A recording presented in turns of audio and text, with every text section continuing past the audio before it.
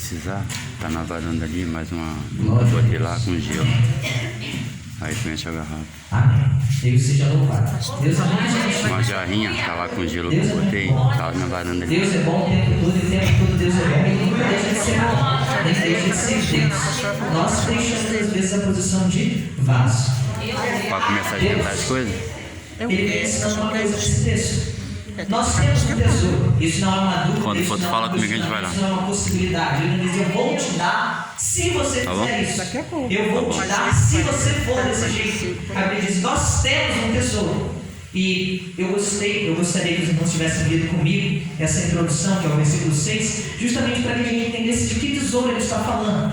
Ele diz: Deus, que resplandeceu das trevas à luz, é quem resplandeceu em nossos corações. Quem resplandeceu em nossos corações foi o Deus Todo-Poderoso, o Deus que criou os céus e a terra, o Deus que te chamou na noite desse dia para que você não estivesse em casa, não estivesse dentro fazendo aquilo que você gostaria, mas te convidou para que você passasse pelas portas dessa igreja. Esse mesmo Deus está dentro de você. Esse mesmo Deus confia ao teu coração uma luz que Ele não colocou dentro de você para que você ocultasse, para que você guardasse. A Bíblia diz que Jesus ensinou o seguinte: que você não acende uma candeia para colocar ela escondida, você não acende uma lâmpada para deixar ela no local onde ela não vai iluminar, mas você pega essa luz e coloca no ponto mais alto da casa, para que aquela luz resplandeça e ilumine todo o ambiente. E esse é o tesouro que o apóstolo está falando nesse texto. Temos, porém, esse tesouro em vaso de barro. Ele está explicando o seguinte: esse tesouro que vem de Deus, não de nós, esse tesouro que é a luz de Deus dentro de mim e de você, nós não temos em vasos de ouro, não temos em vasos de prata, não temos em vasos de vidro, mas temos em vasos de barro. E Deus, quando eu tive o privilégio de estar preparando essa ministração, Ele me levou para o outro lado. Eu queria ir para um lado, mas Deus me levou para o outro. Igual tem a frase que diz o seguinte: eu fui para a esquerda, Cristo me mandou ir para a direita. Eu fui para a direita e Cristo me jogou para a esquerda, porque Ele quem manda, dele, por Ele, para Ele são todas as coisas. E Deus me levou a pesquisar acerca do vaso de barro. Eu não sei se você sabe, mas existem vasos de prata, existem vasos de ouro, existem vasos de ferro, vasos de outros materiais, mas a Bíblia, quando vem falando do vaso, ela sempre apresenta o mesmo vaso, um vaso feito de barro. Barro que é uma matéria que a gente tira do chão, que é uma matéria que você não precisa fazer grandes processos para que ela seja o que ela é, mas para que ela tome o formato, para que ela tome essa posição de vaso, é necessário umas etapas. E Deus me permitiu que eu pesquisasse, e na noite desse dia eu teria esse privilégio de passar para você. Eu gostaria que você prestasse atenção. Para se formar um vaso de barro, a primeira coisa é achar o barro. E segundo geólogos, que são aqueles que estudam a Terra, existem mais de 200 tipos de barro no planeta Terra. 200 tipos. Porém, só 8 servem para ser modelados. Os outros 192 não servem para se formar em vasos, não servem para se fazer uma obra, não servem nas mãos do oleiro. Pode até ser barro, mas se não for o barro certo, não serve. Só que o meu Deus é um Deus que Ele bem transforma. Às vezes pessoas que ainda não estão na posição, ainda não podem ser modeladas, mas Deus transforma. Jesus, no seu ministério, Ele operou muitos milagres. Ele deu vista aos cegos, fez mudos falarem, fez paralíticos andarem. Mas o primeiro de todos os milagres registrados foi quando ele estava numa festa de casamento e ele fez uma transformação. Não foi abrir os olhos de um cego, não foi fazer o mudo falar. O primeiro milagre que Jesus operou foi uma transformação. Aleluia, Deus! Que talvez você pode até não ter começado a sua caminhada como um barro pronto a ser modelado, mas Jesus transforma. Jesus converte, assim como água em vinho, Ele transforma barro no barro certo, transforma a terra naquilo que pode ser modelado. Só que Ele vai lá, o oleiro, Ele acha o barro, e Ele vai lá e tem o barro certo. Ele já pode modelar? Não. Ele já pode levar para a olaria? Ele até pode. Mas quando chega lá, aquele barro que foi tirado do chão, ele vem cheio de coisa. Ele vem cheio de pedra e ele vem até cheio de resíduos de plantas mortas. Ele, que foi tirado do chão com o propósito de ser modelado, ele vem trazendo coisas mortas dentro dele. Raízes que tentaram entrar e morreram e ficaram dentro daquele barro. E é tudo isso bem precisa ser tirado. Porque se for modelar o barro desse jeito, não vai dar certo. Aleluia! Se for para frente na olaria desse jeito, o vaso não vai aceitar o molde. Glorificado seja Então, Deus! depois que você tem o barro certo, certo, você tira ele do chão, então agora você precisa passar ele por um processo. Você precisa passar esse barro, ainda na forma seca dele, passar na peneira. Você pega esse barro que vai vir duro, você amassa ele, quebra bem, até que ele fique com uma areia. E depois você pega essa areia e você começa a peneirar. Na medida que você vai peneirando, o vaso, o barro, ele vai passando e a sujeira ela vai ficando. Na medida que você vai peneirando, a sujeira fica e aquilo que Deus tem para moldar, passa. E esse é um dos processos que muitas das vezes você passa e você não entende. Você questiona, mas meu Deus, por quê? Por que fulano pode e eu não posso? Meu Deus, por que lá na outra igreja eles fazem isso, mas você não deixa eu fazer? Às vezes é Deus passando você na primeira. O mundo pode, mas você não. O mundo até vai fazer, mas você não vai fazer. Porque quando Deus quer modelar um vaso, ele peneira. Quando Deus tem uma obra que precisa ser concluída, a primeira coisa que ele faz é tirar o excesso, tirar aquilo que é mais grosso, aquilo que está morto dentro da argila, aquilo que está morto dentro do barro. Deus vem tirar. Às vezes é um sentimento ruim que vem carregando há anos, e Deus tem que tirar. Às vezes é algo que está guardando contra uma pessoa há anos e Deus, para tratar primeiro, ele vai tirar. Ele passa na peneira e a sujeira aparece. E ele vai colocar aquela sujeira de volta? Ele não bota de volta. O oleiro, quando ele peneira, ele tem que tirar aquela sujeira e jogar fora. O triste é que tem barro, que ele contende com o oleiro, ele diz, mas isso não. Mas eu gosto disso. Mas desse jeito eu não posso ficar sem. Pessoas que colocam qualquer outra coisa acima de Deus. Quando Deus tem uma obra na tua vida, ele vem limpando, ele vem lapidando, ele vem tirando. Mas tem pessoas que se agarram tanto a uma coisa, dizem, mas sem isso eu não fico sem.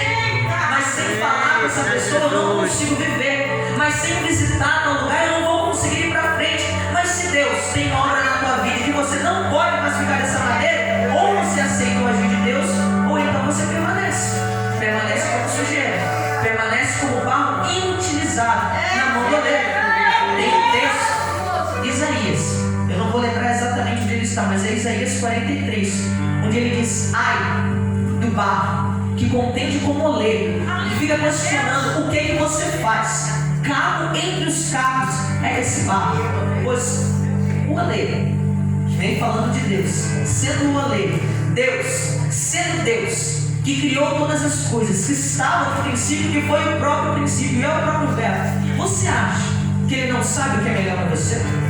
Você acha que ele não sabe o que você precisa tirar e o que você precisa acrescentar? O oleiro, meu Deus, ele sabe o que você precisa abandonar. Você pode até não gostar, mas você tem que aceitar, senão a obra não vai para frente, senão o processo não continua. Porque esse de passar na peneira é só o primeiro processo. Depois que passa na peneira, tira o grosso. Ainda tem umas sujeirinhas que passam, umas areias, umas pedras mais grossas que não são barro, mas que passam na peneira. Então, o oleiro pega e vai para a próxima etapa. Qual é a próxima etapa? Pega esse pó, essa argila dura, esse barro, e agora a gente tem que colocar uma coisa nele.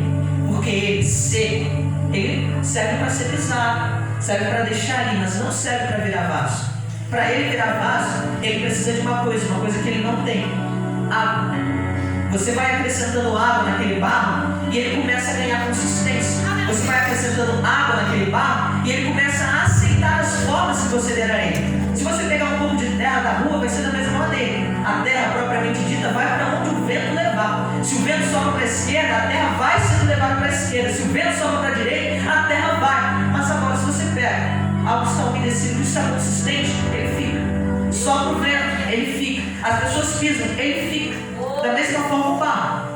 Para ele tomar forma, para ele ser modelado, é preciso jogar água. E sabe o que a Bíblia vem falando? Que a palavra de Deus é água para mim e para você. Que a palavra de Deus, ela vem e sacia a minha e a tua sede.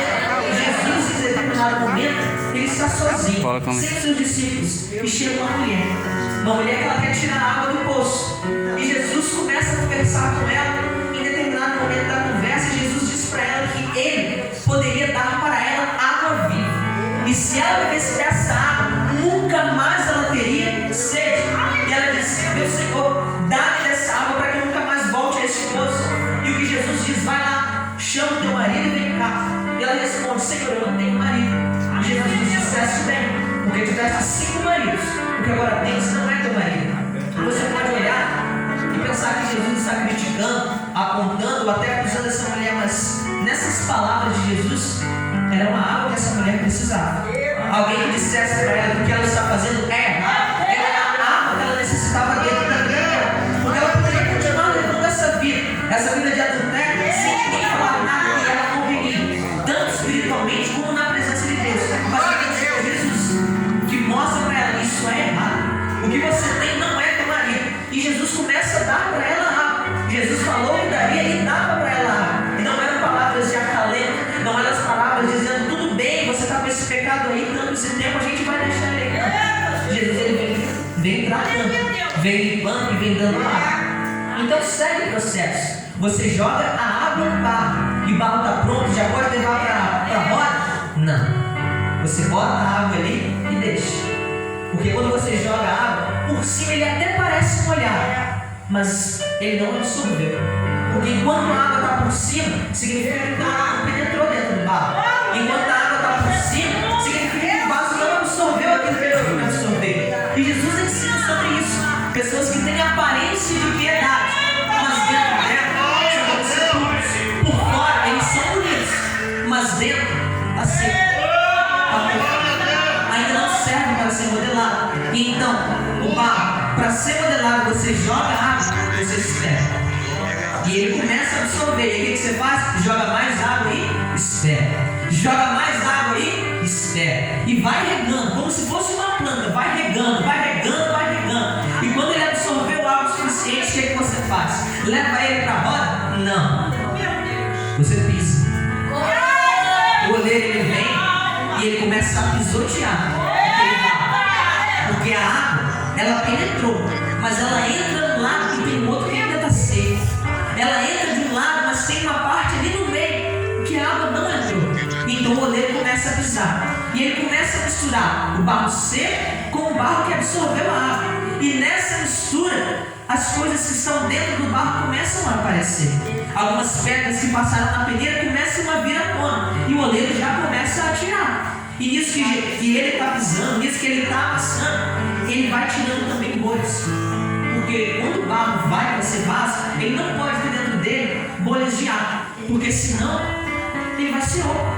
Ele vai ter o formato, ele vai ficar bonito, mas em qualquer forma, ele quebra. Porque dentro dele, na consistência dele, na parede do vaso, tem uma bolha. E quando o oleiro vem pisando, que ele vem amassando, quando eu pesquisei, vem dizendo até que ele vem com um pedaço de madeira para ficar batendo no barro, é tudo com um propósito. E ele faz tudo isso. E depois que ele faz com aquela argila, o que ele faz com aquele barro? Ele já leva? Não. Depois que bate, depois que pisa, depois que amassa, deixa lá. Deixa descansando. Em alguns casos, vem falando que quando passa esse descanso, tem que fazer tudo de novo. Joga um pouquinho mais de água e bota na mesa e começa a amassar. Começa a espremer, começa a espalhar. E quando espalha, começa a perceber que tem uma raiz que passou aqui, uma pedrinha que não devia estar ali, uma bolha de ar aqui. E ele começa a amassar, amassar, modelar, aperta, amassa, pisa. Em alguns casos, vem falando que eles chamavam crianças.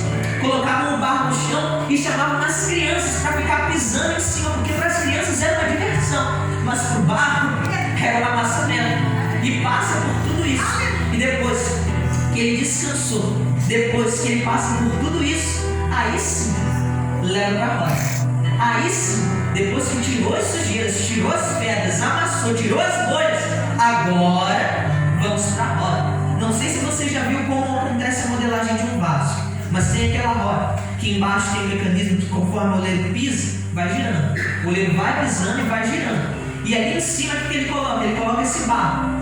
Sabe, em Jeremias 18, vem falando que Jeremias estava lá. O Senhor ordena que Jeremias se levante e desça à casa do oleiro. E diz, pois lá te farei ouvir as minhas palavras. E Jeremias